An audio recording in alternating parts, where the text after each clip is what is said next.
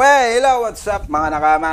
Another day, another vlog. Day off natin ngayon mga nakama, naulan, hindi tayo makalabas. So, ilang araw na pag natataon off natin, umuulan.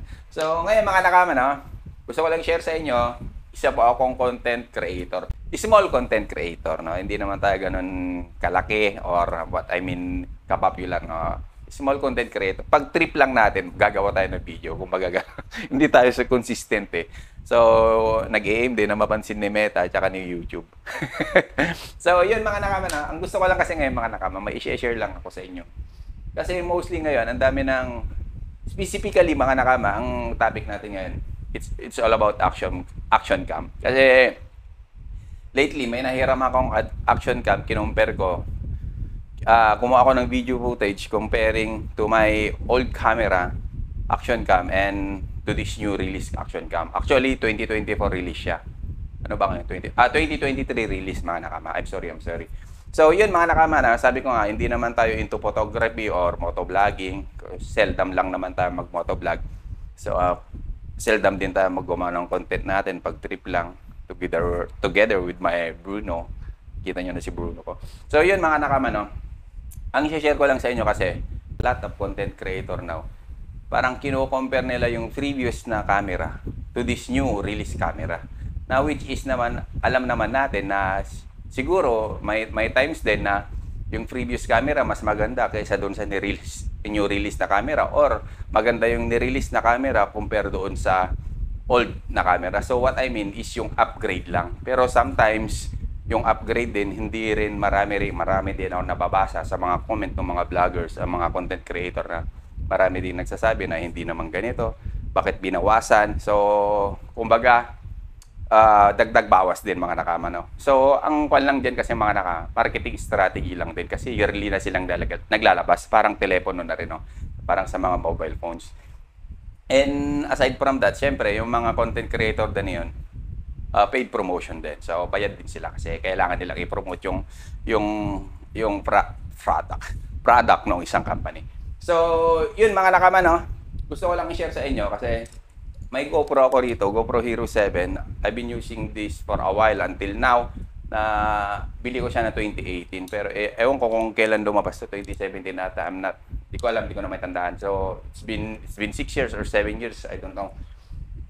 Tapos, I do have here mga nakama, yung Insta360 naman, no?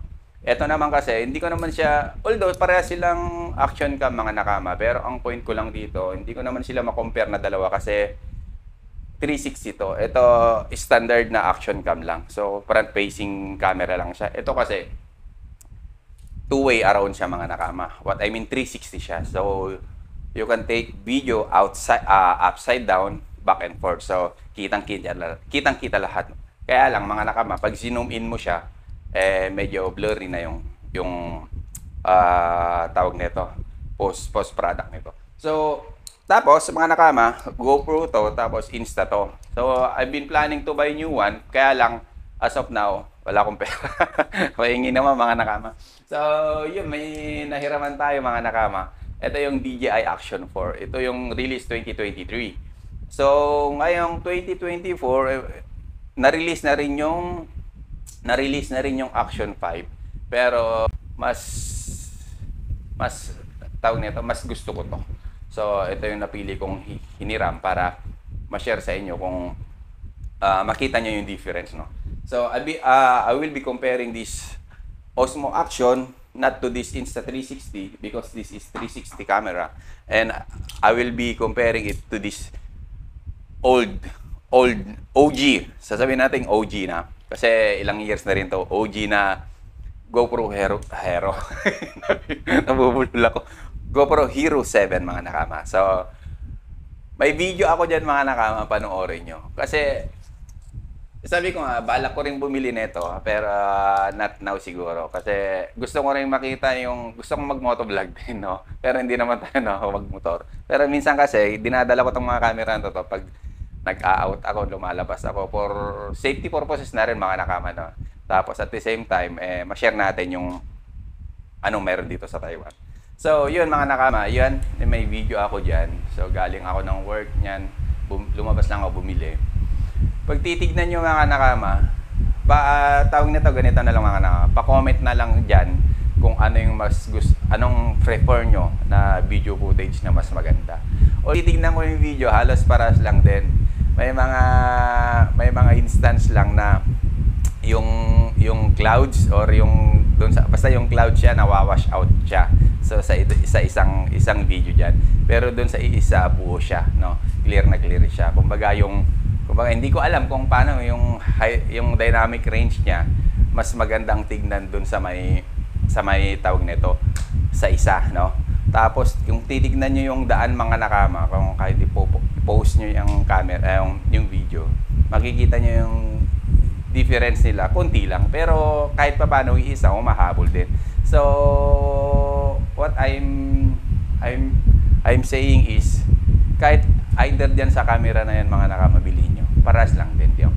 Hindi nyo naman kailangang i-compare pa. Kasi kung nasa daan ka naman, hindi mo naman naman kailangang tignan yung bawat scenario doon. Sa importante, makikita mo, visible yung daan mo. Tsaka, kitang-kita yung image na kailangan mong i-portray doon sa video mo na kailangan makita din ng tao, no.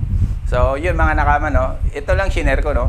Kinumpare ko yung OG tsaka doon sa sabihin na natin OG doon sa may new release na camera, which is not the same brand.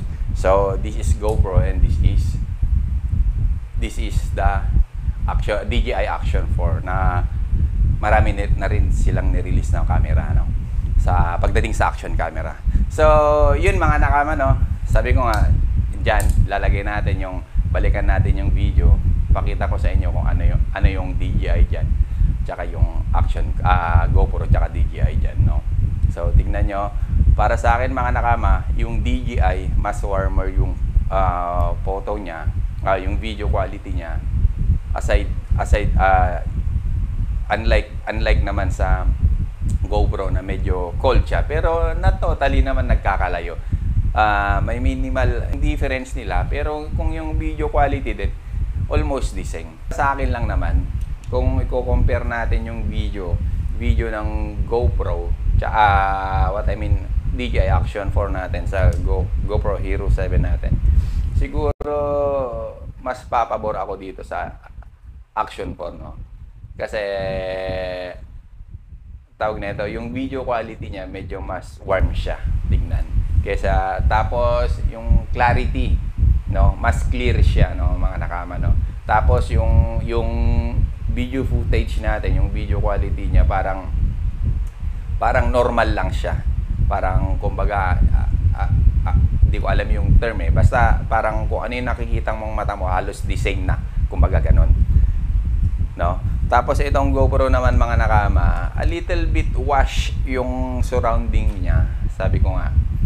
Pero sumasabay pa rin siya sa DJI. Kasi nga, sabihin nyo, mantakin yung mga nakama, no. 2023 release. Tapos ito, di ko alam kung tama ako mga nakama, 2017 or 2018 release siya. So, tama ba? 2018 or 2019, basta almost 5 or 6 years na yung gap nila. Pero naman mga nakama, sa video itself na pinakita ko sa inyo, makikita nyo yung difference nila. Tapos yung makikita nyo rin kung paano sumasabay pa rin yung GoPro until now, no. So yun lang mga nakama, no. Gusto ko lang i-share kasi kung bibili din naman kayo, kung may mga old, kung upgrade lang din naman, kung gusto nyo, pwede, why not. Wala naman nagbabawal para sa akin lang, kasi yung mga old na mga cameras natin, ang sa akin lang, kung mag-upgrade din lang, why not upgrade na lang sa system, upgrade na lang, no.